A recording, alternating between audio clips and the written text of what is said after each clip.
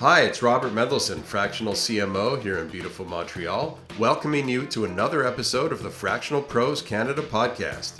We're part of Fractional Pros Canada, the home for Canada's fractional community, and you can find us on Facebook. We bring you conversations about everything fractional that matters for fractional executives and businesses from coast to coast.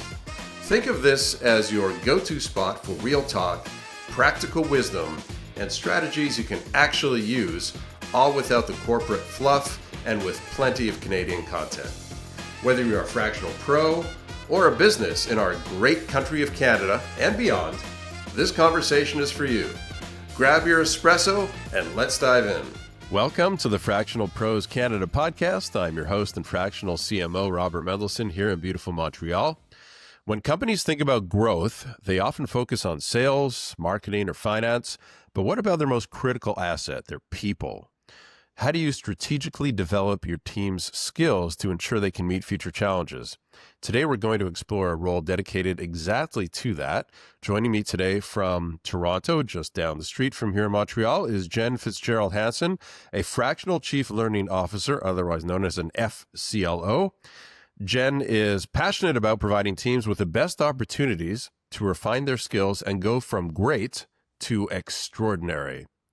Today's Fractional Pros Canada podcast is powered by YourCMO.ai, now building agentic AI agents and workflows for all fractionals and businesses. Learn more at YourCMO.ai. That's YORCMO.ai. Jen, welcome to the Fractional Pros Canada pod. Thank you very much. And I think this is the first time we've had an FCLO on, so congratulations. Yeah, there's not a lot of us. There's not a lot of yous out there, as they say. No, afraid not. So before we get into it, your professional journey I find rather fascinating. Your profile mentions that earlier in your career, you worked in the Mayor of Toronto's office as a lead correspondence writer and researcher. Is that true? It is absolutely true for a certain mayor here in Toronto who shall remain nameless, but everyone knows because he called in the army for a snowfall. So, oh, that guy. That guy. Yeah, here in Montreal, we really loved that story of our good friends in Toronto calling in the army for a snowstorm. Yeah. That made us really happy here. We loved laughing at you guys for that. And let's be honest, that happened more than 25 years ago, and it's still being brought up. It feels like yesterday to me. It does. Yeah. Same. My kids have all grown up because there were no kids at that point, but yeah. So how did you make the leap from the world of municipal politics all the way to becoming an expert in corporate learning and development? Well, it was after that job and my third child that I knew I couldn't go back to the government life. I'm very much an innovator, and innovators don't really live in government. It's kind of a hard thing to, keep together. So I actually, there's actually a piece missing. I actually went into early elementary education, working in schools. Love kids, still hate parents. I won't take that personally. Yeah, well, it's as if maybe it was just the parents of the kids I had. I don't know. Yeah, that was it. So fell into an opportunity to do training just because a training organization had booked a location, had clients for a 2-day course, but something must have happened to their trainer. And the question was, could you teach business writing? That was what they were looking for. And one of those degrees is in English. So I worked for the mayor's office and wrote his stuff. I'm pretty sure I can do this. And loved it. Like, it was totally by accident. It was not a normal trajectory where it was planned. And that was more than 20 years ago. So it kind of found you. It did. It really did. And I love and thrive off what happens during the course of training and seeing the energy levels go up when people learn new ways of doing something, or just opening their eyes to why their old ways don't work, and they know they don't work, but they didn't know why they didn't work, or they didn't know why they always did it that way. And because I think I play a very interesting role. I'm sort of a confessor. I'm a therapist, and I'm a teacher, and it's all gets rolled into one. And along the way, I see you also made a stop to do a degree in mental health studies and got I a did. certificate in bereavement education. I So did. what sparked that? Was that something happening in your personal life that made you move in that direction, or was that just a curiosity you had? I've always wondered why people do what they do, and that's the mental health issue. It's been in my family, and so that was, and I referred to that actually going back to school for that as my mental health, or sorry, my midlife crisis. Because there was no car, there was no fare. It was I wanted more education, and anyone who does learning and development is a lifelong learner. Like there's just no doubt about that. The bereavement certificate was there has been a lot of death in my life, but there was also another stop in the journey where I worked for it's called PAL Care, Palliative Care Education for the region of York, and that just seemed to be a good fit for the time. Like that was a part-time gig, and learned incredible things and met even more incredible people who do the work. And I would imagine having a background like you do, a formal education in mental health studies, like you said, to understand, why people do what they do, you really got to get, for those of you not watching, I'm pointing to my brain right now, right? It's all going on up there, Yeah. but to figure out what's going on in there to cause the behavior, takes some tools that you probably gained a lot of Hmm. through those studies, and probably makes you that much better of an FCLO today, I would imagine, because Absolutely. you're not just standing in front of a classroom, so to speak, and writing stuff on a chalkboard like my macroeconomics teacher did in grade 12. Literally, this guy, and I think he was at least in his 60s, would come in, and the whole class would be, he'd stand there rather, writing on the blackboard, green board, with chalk, the whole class. And your job as a student was just sit there, write down in your notes what he was writing on the blackboard. That was the class. There was no interaction. There was no No questions. engagement. There was No. just, a couple of exams. That was the class. Oh, and he would take attendance. And of course, it was super easy for everybody to show up for the class for attendance. And as soon as he turned around and started writing on the board, half the class would just empty out. But I bet you didn't. No, I didn't. I think I might have a couple of times, but mostly I stayed there. Yeah. I think I was endlessly fascinated by what was going on, dynamically. How could this guy be getting paid for just there? Like, how can he call himself a teacher? That was my thoughts, and I was so fascinated. Like, it was kind of like watching the same movie over and over again, and it's going to end the same, but you're hoping maybe this time it won't. And I thought maybe not every class is going to be like this. Eventually, maybe he's going to start actually doing something called teaching. But no, he never did. It was fascinating. Yeah. But t- typically people do the way they've learned.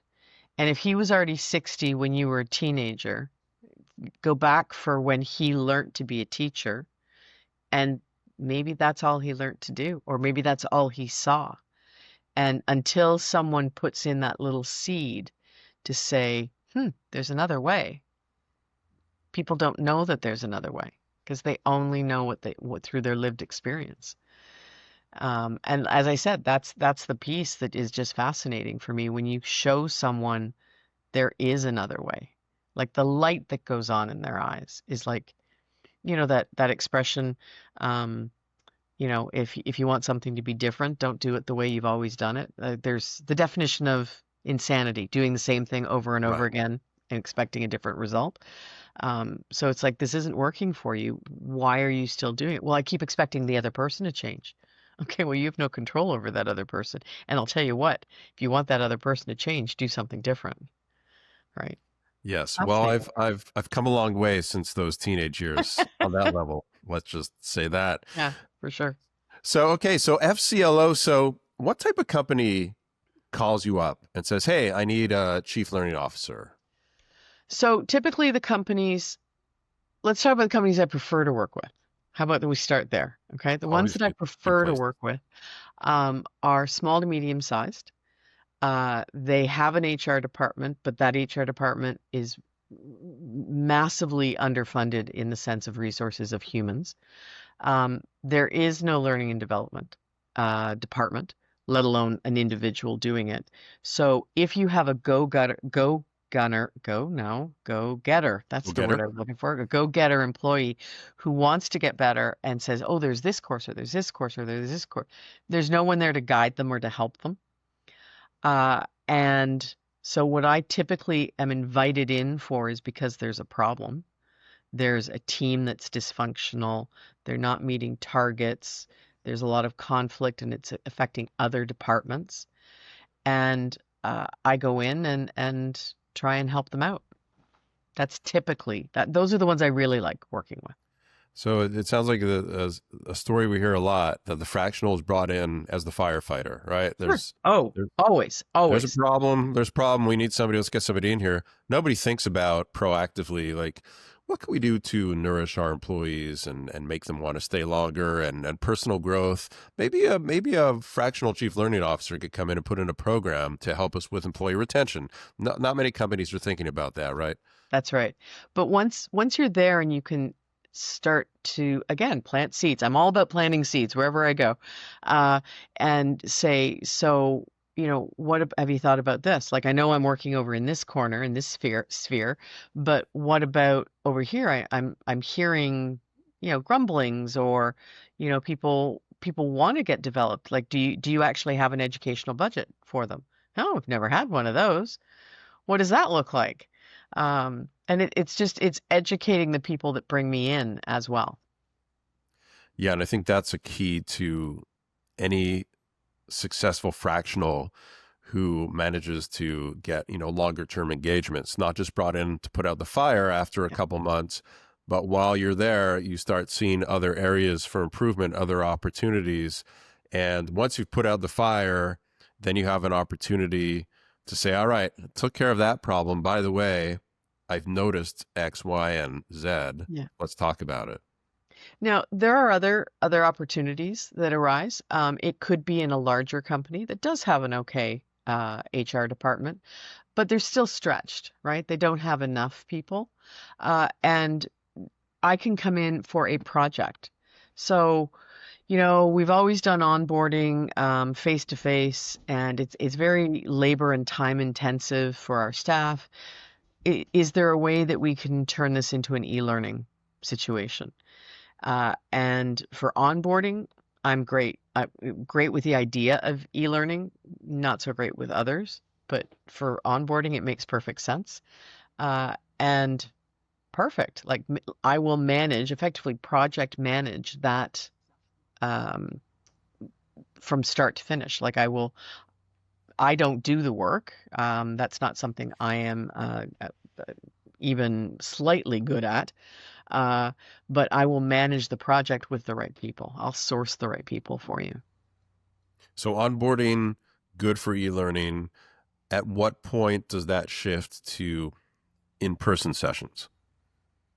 Well, there may be something that they have to, like in an onboarding case, that they do have to do in person. But do they have to go all over all the forms that need to be signed? Do they have to go over health and safety? Do they have to go over like WMIS training for hazardous materials? No. Um, there's a whole lot of those things that can be done standard in e-learning, but then you still need someone to come in and take people on site visits and to understand how departments work. Like there still needs to be. It's not a we never have to deal with onboarding. We just like give them this link and that's it, because obviously someone even has to monitor that things have been done. Right? There's still that I need to know that they've done and they've signed off on the women's training and they've hit their 80% mark for what they've learned. So, it's a balance, and it depends on the industry. Yeah, I remember when I was onboarding for Ubisoft, it was all online, and there was, I don't know, probably six or 10, you know, courses, online courses or tests. Like it was kind of that, right? You got to Yeah. read about this, and then there's a few questions at the end. And after doing a couple of them, started to understand the pattern. Like, let me just go to the questions at the end. They're all multiple choice. Yeah. I have a 1 in 4 chance right off the bat. And I started trying to hack it and managed to do it pretty well. So I guess that's always the risk of doing the e-learning, right? And that's the problem with e-learning, right? You've just hit the nail on the head, which is why I don't like e-learning. I practically get hives when I hear that people saying, "Oh yeah, we have an e-learning program for our leadership team." No, no, no, no, no, no, that won't work. Um, yeah, that's like making someone read a book in high school, but also handing them the Coles Notes. Which are they going to read, right? I don't think I read Shakespeare. I think I only read and Cole's Notes. I'm sorry, that's dating me. I think No, they're I'm totally on the same page with you, Jen. I did the same thing. God knows, I tried reading Shakespeare. I can never figure it out. I'm yeah. struggling, and I'm like, why don't I just read the Coles Notes? In fact, I had Isaac Asimov's Guide to Shakespeare, Okay. and man, he just covered it all, and that's what I read, and it was great. Yeah, exactly. Well, yeah. But in the corporate world, that's not a good shortcut because Yeah. taking shortcuts. So what does a good onboarding program look like for a C-suite executive at a company? Lay that out for us. So C-suite is very, very different. I'm not sure that I would do an e-learning program for C-suite at all. Like C-suite should everything needs to be in person for C-suite. Um, there's my bias right there. I think that e-learning should only be done where it's something that's rote. So maybe you have to make sure your C-suite has to have women's training. I don't know. I highly doubt it. Well, I don't work in all industries. Um, you would, they can do their C-suite stuff online. There may be things like that that can be done online. They have to sign papers, they have to understand about their benefits, their EAP program, because that's just knowledge transfer, straight knowledge transfer. It's not about application per se. I don't need to know how to apply what I learned about my benefits. That has nothing to do with my job. It has to do with my personal life, but not my job per se. But, if you're bringing in C-suite, you would be more likely to do a mentorship program, right? That would look better.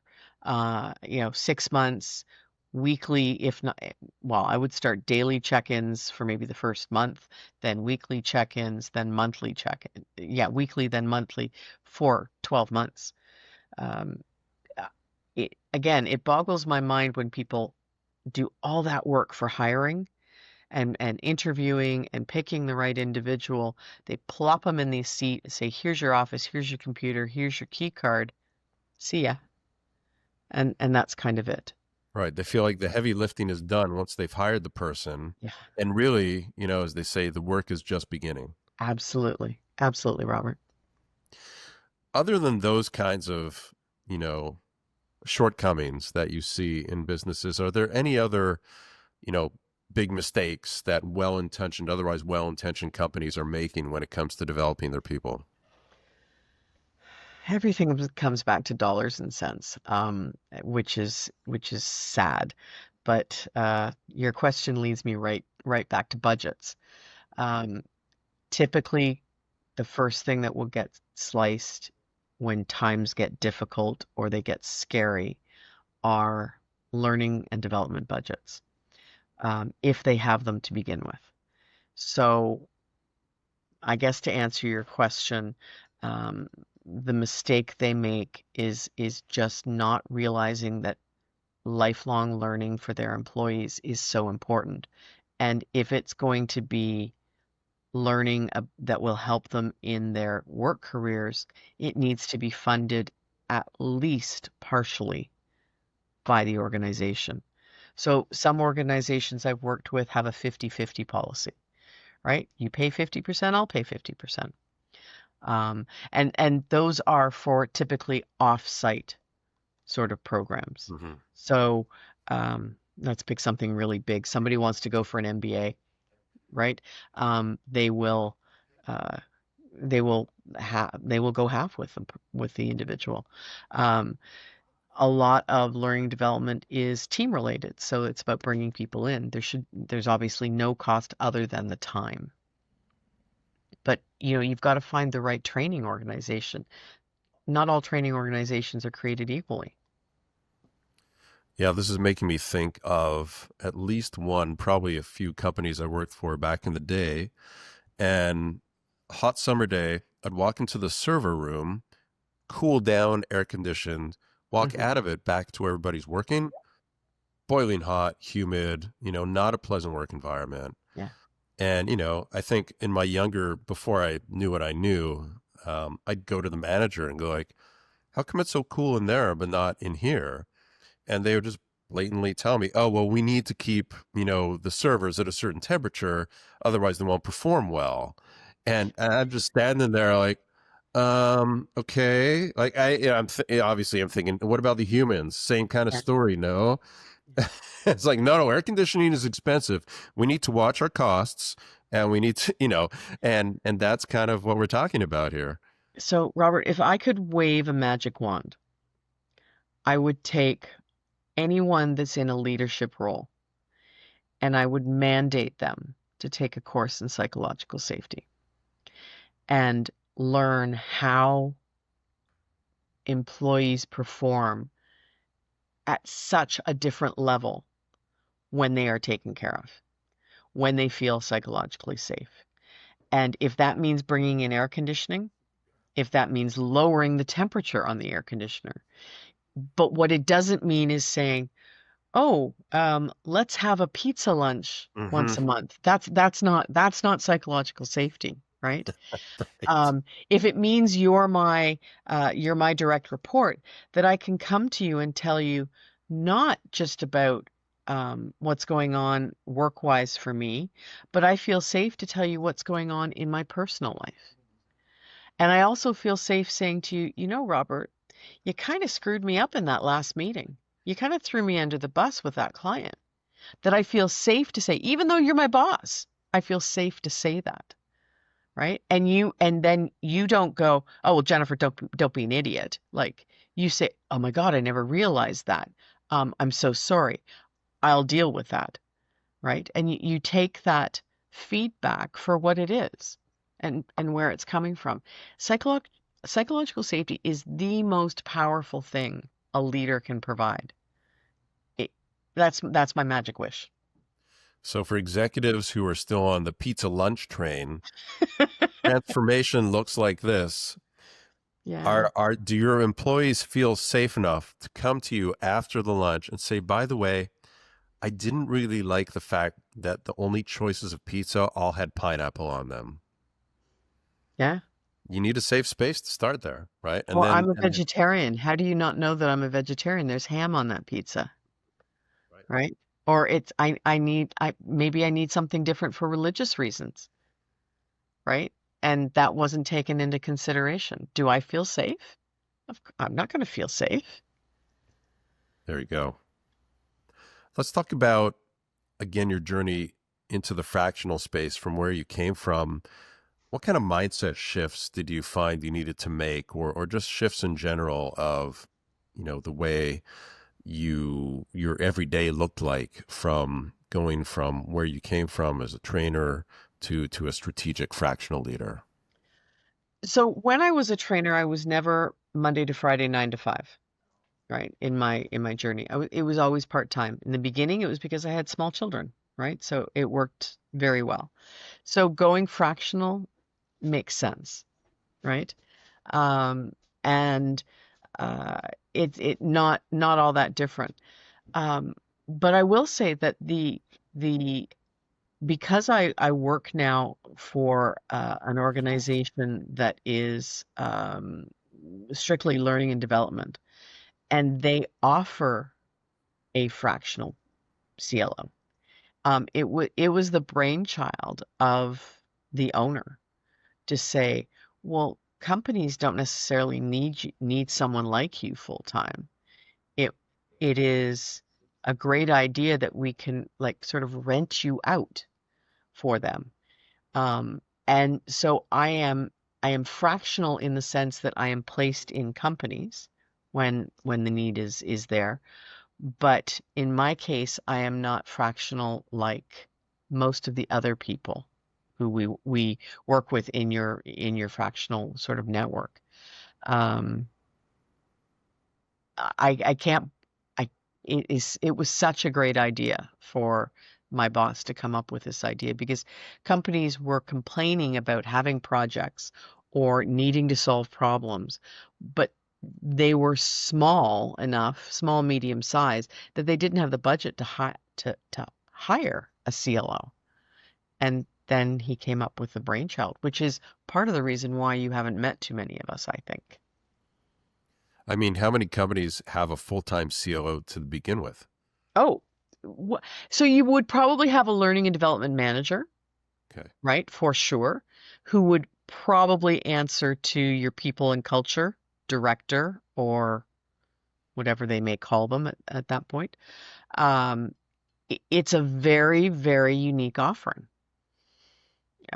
And it's interesting. The more people I meet, they go, "Oh, what a great idea!"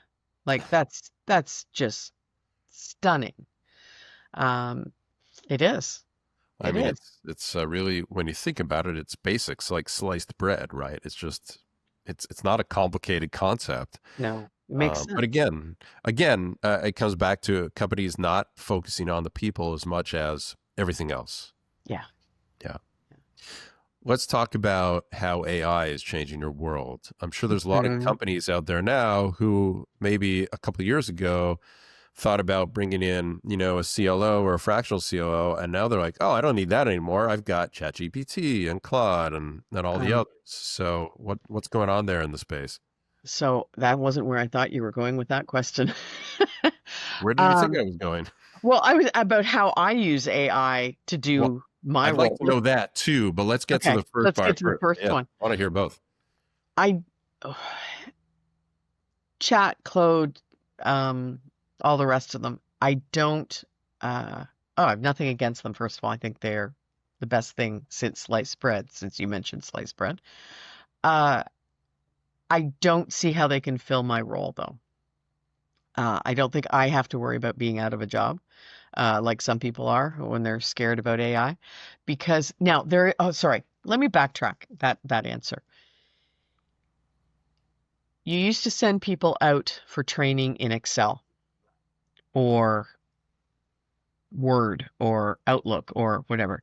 That's disappearing because of AI. We we see a big decline in the number of courses that are being run for that purpose.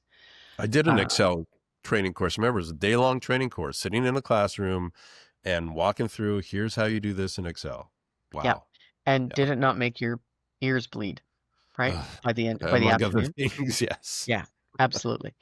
But typically in that course that you took, you were able to pick like 5 things that you went, "Oh, wow. Okay, that's really good. I've got to circle that in my workbook."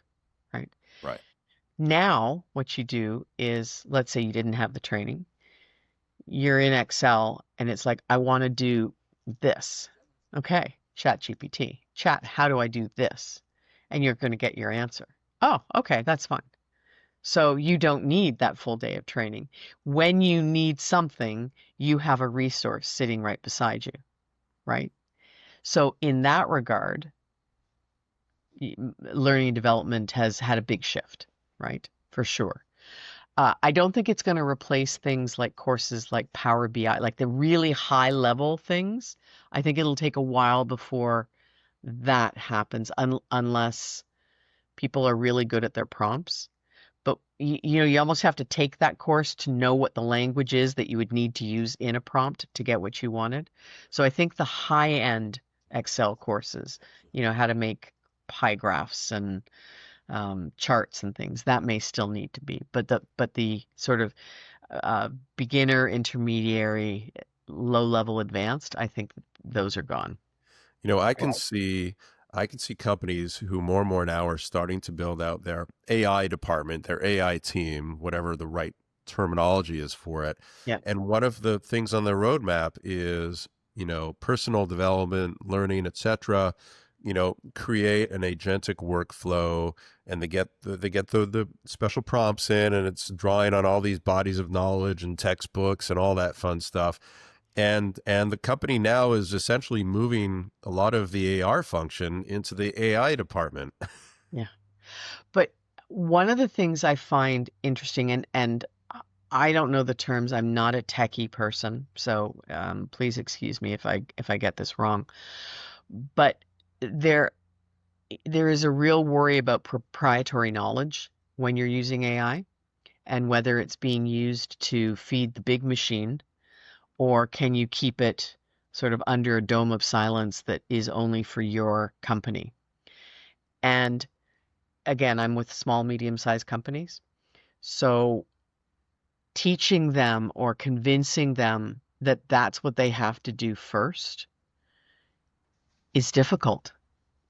And if they don't do it, then they're going to get into problems. Because even if they tell their staff, like most companies don't yet have an AI policy written.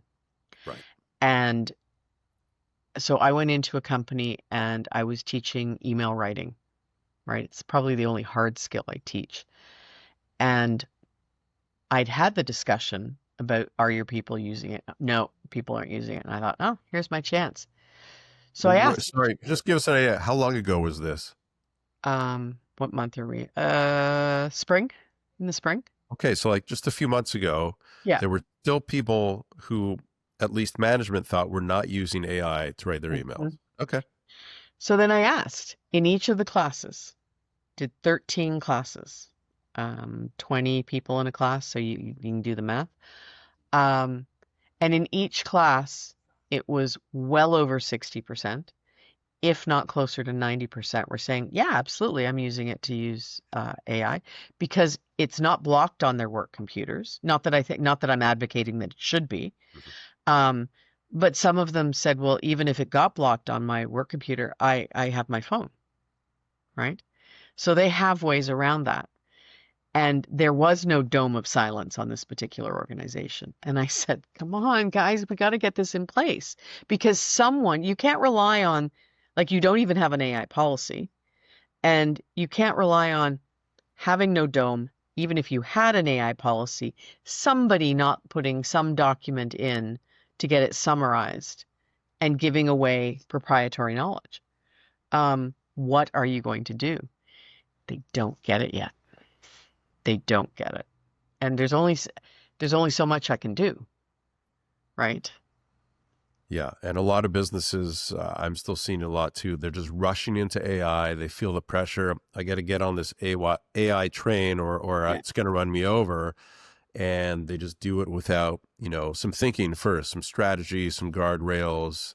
What's the right way to make it work for our company and what we need it to do. So yes, still a long learning curve to go, despite how fast AI is advancing, Oh, it's and that's incredible. unnerving for a lot of people, a lot of businesses, understandably. Yeah. Well, and I can go from personal experience. I remember when it was first introduced to me and I went, "No, I'm not going to do this. I've watched the movies. I know how Hal takes over everything. This is not a good thing." And then, you just dip your toes in the water and you go, "Oh, this is nice. Oh, a little bit more." And, next thing you know, you're up to your ankle and up to your knee, and uh, I couldn't live without AI now. Couldn't live without it. Resistance is futile, as they say. Yes, absolutely. Absolutely. All right, so let's talk about three letters that are very important to a lot of C-suite execs, and that is ROI. Mm. So business owners, C-suite, laser focused on the ROI. The CFO is looking at ROI. Yeah. Somebody comes in and says, "Hey, I think we should hire a fractional CLO." The first question is going to be, all right, how do we measure ROI on that? hmm So there are a couple of ways that it can be done. Are there strong metrics? Not necessarily. You would have to hire me, and I would have to bring some technology with me, and that technology would cost you. But let's get to the technology later. Uh, in some cases, as I mentioned, I'm a firefighter. So my test is in the first 6 months, did I put out the fire? And have I changed that? And of course, ooh, that sounded arrogant. Of course I do. So sorry. So Confident. confident. Let's go with confident, not Confident. arrogant. I do. And most times I will uncover other problems. And I'm not uncovering other problems to keep my contract going. And yet that is what ends up happening. But I'm doing it because that's my job, right? I'm in there because you brought me in for this. You brought me in for over here on the left. That's actually my right, but okay. But I uncover something over here because I connect with people. That's a big part of what I have to do. And oftentimes I'm told of the problem, and that's from a management perspective, looking down. So one of my I must do when I come into a situation there's a problem with people is I want an anonymous survey of those people, and then I want to meet with them, and I want to talk to them and find out what it looks like from where they're standing. And that's where you uncover the other problems. Because management will always say, this is the problem. The true problem usually comes from the looking up, not from looking down. And when we went through, and of course that's typically what it is, then let's work on the looking up part too. So we do something simultaneously. That's deep, and that just makes so much sense. It's not meant to. I'm not a deep person. Well, right there you were. Good news. Okay. And it was very good. All right. How do you mitigate different company cultures, right? One company you could come into has a completely different culture than another one. And I would imagine that influences how you're going to introduce these different strategies to put out the fires. Well, I think that's true with anyone. When you get a new job, you have to deal with a new culture. In my case, it's more about finding out there's always going to be that pain point, but can I show them that there's more to it than just that pain point? Can I show them that there are people that are unhappy and that this is their business? Without these people, because you'll often hear companies say, well, oh, we just need to fire them all and start all over again. Right? I've heard that. And it's like, do you know what what the cost of the knowledge is that's walking out that door? Just curious. Do you have, standard operating procedures? Do you have what they do written down? Oh, hadn't thought about that. Yeah, that's walking right out the door. And let's be honest, it's walking out the door anyways, because right now you keep pushing it. So at some point it's going to be pushed enough that it will go. So why don't we instead try and maintain it, keep them and get everybody back on board so we're on an even keel. This is where the therapy comes from, right? This is the finding out why people do what people do, right? And if you don't understand that piece, if you're not interested in that piece, you won't solve the problem. You might band-aid it for a while, but that's about all you're going to do. Yeah, I speak to a lot of businesses, and sometimes I get pushback as a fractional CMO. They're like, okay, well, everything sounds great, Robert, except for one thing. we're a B2B organization, and you have a mostly kind of B2C or D2C experience. So maybe you're not the right fit. And my answer is always, okay, so let's take a look at this. When you're D2C, B2C, that C stands for consumer. So you're selling to a person. Now let's take that into the B2B world where the B is business, selling to a business. Who are you actually selling to? You're selling to a business, or are you selling to a person? At the end of the day, It's the there's same. still a person who's making that decision, who has the same needs and wants just as a consumer does. The sales cycle might be longer, the product might be more complex, or the service, but at the end of the day, you're still selling to a person. So that's where, coming back to your therapy piece and understanding why people do what they do, why they think the way they think, that's where the key is to unlocking success in sales Yeah. and marketing and everywhere right up the chain. It's all about that. Well, and I also mentioned when you were talking, if I could just for a moment go back to Mm-hmm. that ROI piece, um, there is software out there that facilitators can use to monitor change. So the great thing is when you take a course, any course, you come out of that course going, "Ah, I'm going to change. I'm going to make this change." Like everyone's so energized and energetic about it. And where trainers typically miss is following up on that change, proving that change. And if you prove the change in behavior, you prove your ROI, right? That's ultimately what it is. And there's someone who's come up with software. And what it does is everyone commits to a change at the end of a workshop. And it's their change, right? I'm as a facilitator, I'm not telling you, Robert, what you should be changing. Because hopefully during the course I've offered a bunch of things that you could potentially start with. And you pick that change. I will pair you up with a buddy, an accountability buddy. I'm going to ask your accountability buddies for you two to decide how often the two of you are going to get together. I'm going to suggest that you connect more than once a week. But what I'm also going to do is I'm going to have your phone number, and this software will send you prompts, and it will give you a place where you can a virtual journal where you can write in your thoughts about what you're trying to change on that given day. You pick how many prompts you want in a week. Do you want 5, like one a day? Do you want more than 5, like more than one a day? Do you want them on the weekend even? Is that helpful to you? Uh, and that way, the coach, the facilitator, then moves into a coaching role, right? Robert, you said you were going to do this thing. Let's say it was instead of answering right away, you were going to ask a thoughtful question each time your direct report came to you. How's that going for you? I noticed that you're not ticking it off on this journal and on this virtual thing. It is the coolest thing. Mm.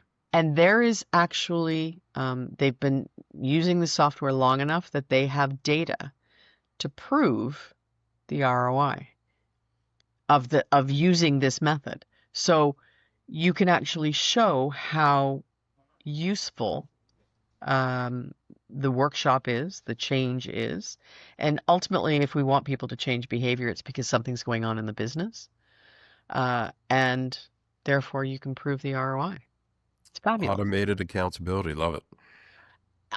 Let's not call it automated Assist. accountability. Excuse me.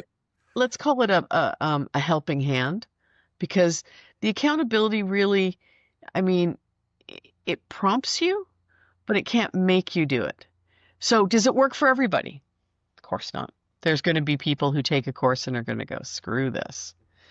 But for the people, like the vast majority of people come out of there jazzed out of a course, and they want to make the change, and they believe in what they've been shown, and my life can get better, my work can get better, all of these things.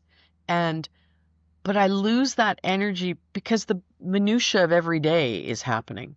And I forget about that I'm supposed to ask that question every day rather than Just give somebody the answer, right?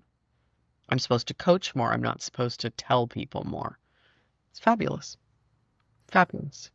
What's one skill or the one skill that you Oh. believe every leader needs to develop to be successful in the next, let's say, 5 years?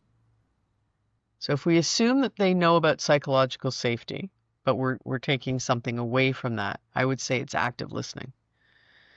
They have to get better at listening to their people. Listening to everyone, listening to their customers, listening to whatever their client base is, whatever it is. We don't, as human beings, listen well enough. We listen to answer. We don't listen to listen. And we start formulating our answers while someone else is still talking. Doesn't work. While you were talking, I was thinking about my next question. There you go. But it's true, right? It's true. We don't listen. We don't pause. We don't take that moment to pause. We don't like silence, right? If there's any silence between people, but that silence is just thinking. If I've truly listened to you, I don't answer immediately. Like there's going to be a little bit of a pause. Yeah, I'd say that would be the skill.